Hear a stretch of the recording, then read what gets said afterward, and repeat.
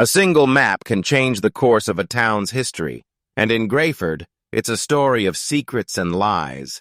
What are you talking about, some old map in a museum or something? No, this map was drawn by Elias Ward in 1843, and it led to a spring labeled Cure, with a warning to keep it a secret.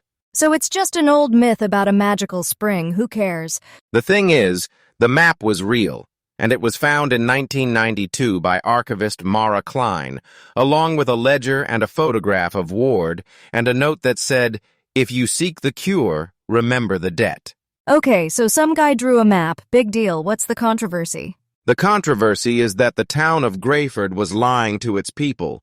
They were selling them water from the spring as a cure, but they were also crossing out names in the ledger, which means people were dying.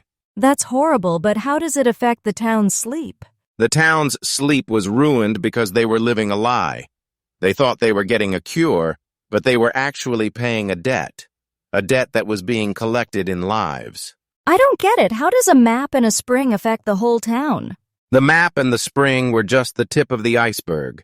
The real issue was the corruption and greed that was beneath the surface, and once the truth came out, the town could never go back to sleep. They had to face the reality of what they had been living. So you're saying that the map was just a symbol of the town's darker secrets? Exactly. And once the secrets were exposed, the town could never be the same. The map had unleashed a truth that could not be silenced, and it ruined the town's sleep, because they could no longer pretend that everything was okay. I never thought about it that way. But what about the people who were affected by the cure? What happened to them? That's the worst part.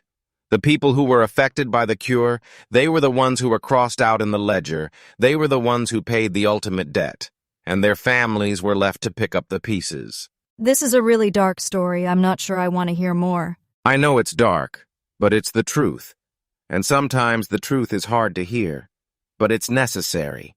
Because only by facing the truth can we begin to heal, and only by healing can we begin to sleep again.